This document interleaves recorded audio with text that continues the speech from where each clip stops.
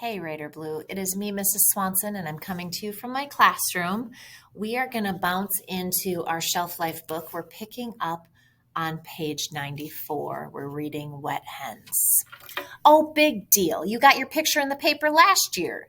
That was true. At last year's Tap and Tootsie's recital, a photographer from a local paper took some pictures, and he just happened to get me tipping my silver top hat to the audience. I was so proud in that picture. I looked very professional. Mom cut it out and hung it on the refrigerator for ages. But is it my fault the photographer took my picture and not hers? Now, Jolene, her mother said, don't be a poor sport. You've had solos too. But not in Florida, not for a competition, not with a boy. It's not a solo if you dance with someone, I said. It's a duet. Jolene glared at me. You'll still get to go to Florida, her mother said, with a big fakey grin on her face. My mother chimed in, Carly and I are sorry you didn't get a bigger part this time, Jolene. I'm sure you will next time. Jolene had stopped crying by then. Carly isn't sorry. She likes it when she gets bigger parts than I do, and better grades too. Carly is a teacher's pet. She's always got to be the winner of everything. Her voice is just plain low down mean. It felt like she was banging me over the head with it. That's not true and you know it, I hollered back. That's not true and you know it, she said right back, mimicking me and making me sound really whiny. Now I felt like crying too, but I wasn't going to do it in front of Jolene while she was being so rotten. The mothers pulled us apart and then hustled us into our own cars. They said a few words to each other to try to smooth things over, but they didn't sound much friendlier, actually, than we did. The only thing Mom said to me on the drive home was, I'm sure Jolene didn't mean those things she said. She was upset. She's probably sorry already. Then she turned the corner too short and ran the tire up over the curb, which made her swear like, something with wet feathers. Being a feminist and all, she probably wouldn't appreciate being called a hen. And that was the end of that conversation.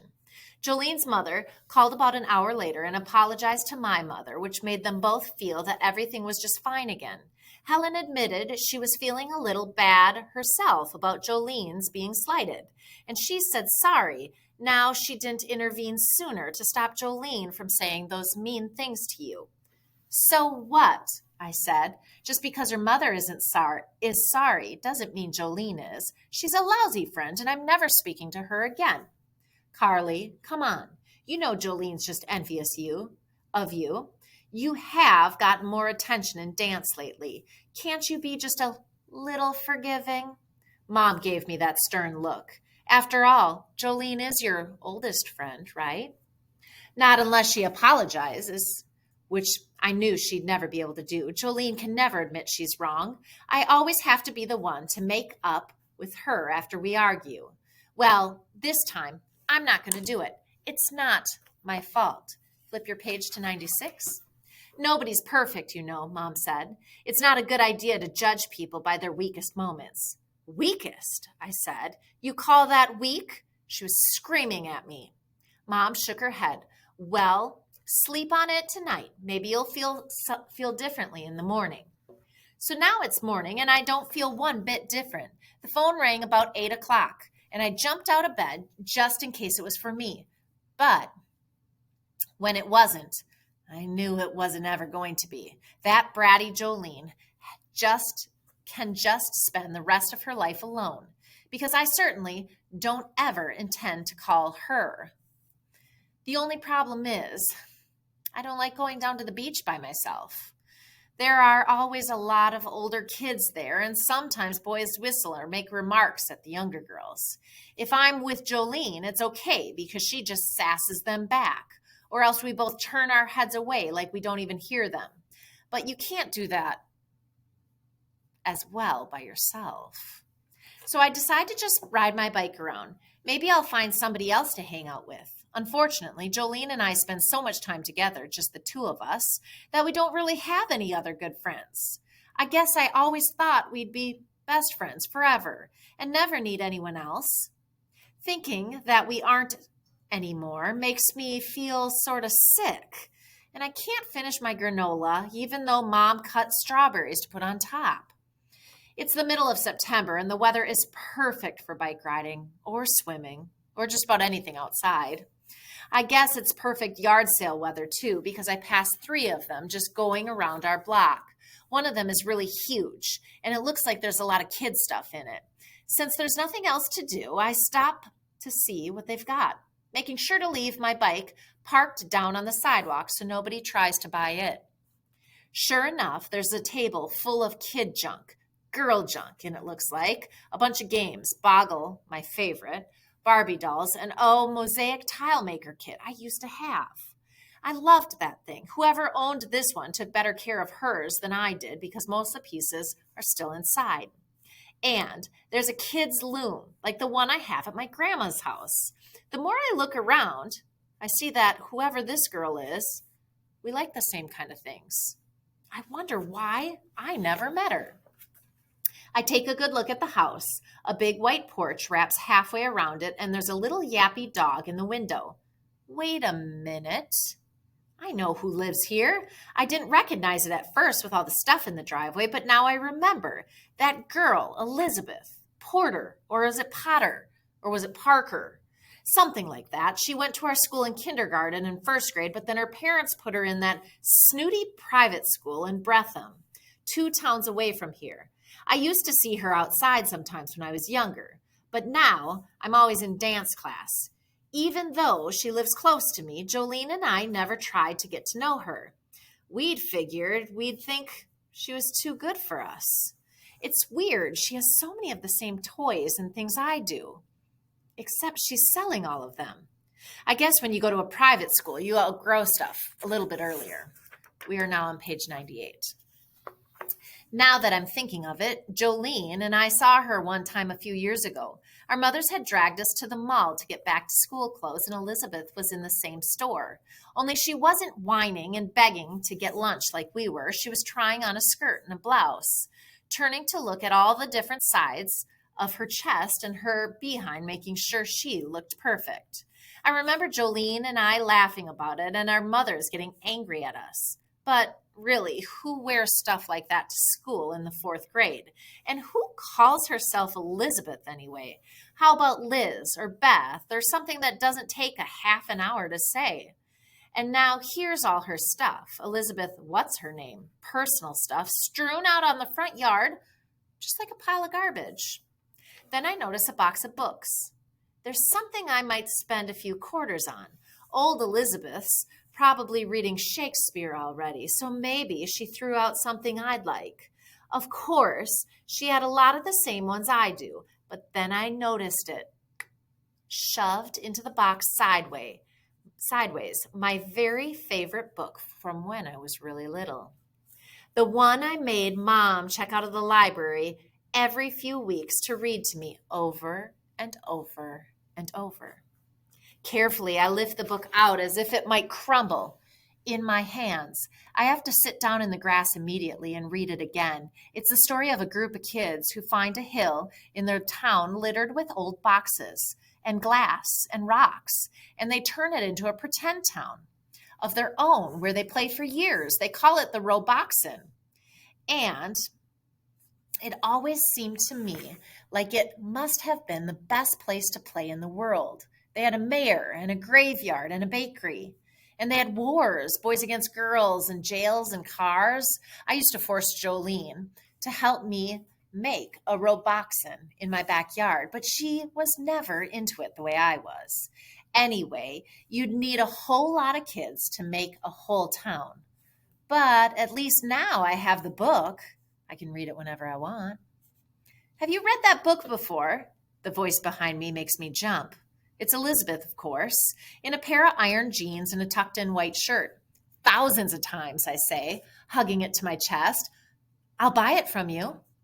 Oh, you can have it if you'd like it. I have another copy inside. I got 2 for my birthday one year. Are you keeping the other one? Oh, yes, it's my favorite picture book. I get to my feet amazed. It's mine, too. Elizabeth nods. I thought it might be. I used to watch you and Jolene making house markings with rocks in your backyard. For a moment, I just stare at her. She used to watch us playing? Well, why did you watch us? She shrugs and sticks her hands in her back pockets. I didn't know you well enough to go over, and there aren't any kids from my school around here, so I never had anyone to play with unless my mother arranged something. Anyway, it was fun to watch you guys. From up here on the hill, I could see into your backyard pretty well. Top of page 100. I take a look. Sure enough, there's my badminton net, my tea roses by the barbecue pit, my cat, Weed, stalking in the tomato patch. I'm very surprised to be standing here talking to Elizabeth Parker Potter Porter, who likes all the same things I like. When she smiles at me, she doesn't seem snotty at all. I always wished I had a best friend like you and Jolene did. I didn't know what to say to that, so I grin and change the subject. We saw you once in a store with your mother. That's brilliant. Who cares? She'll never remember it anyway. But it's the only thing I can think to say. Elizabeth blushes, a bright, hot red. I remember that. I was so embarrassed you guys saw me in those dumb clothes. We have to wear matching skirts and blouses to school every day. Otherwise, I'd pick out anything. I would never pick out anything that dorky. I wanted to disappear. I thought you guys were laughing at me. Now I think I'm blushing. Us? No, we weren't laughing at you. Jolene just told me a really funny joke is all. I'm pretty sure that's why we were laughing. Elizabeth sighs. That's good. Sometimes people make fun of private school kids, like it's our fault we have to go there. I'd rather just stay in town and go to public school like everyone else. You would? Do your parents make you go to Breatham? She nods. They think I'll get into a better college if I go to a private school. I don't even think that's true. And anyway, I don't care. That stinks, I say. Yeah. So how come you're selling all your stuff? She sighs again. We're moving to California in 3 days. You are?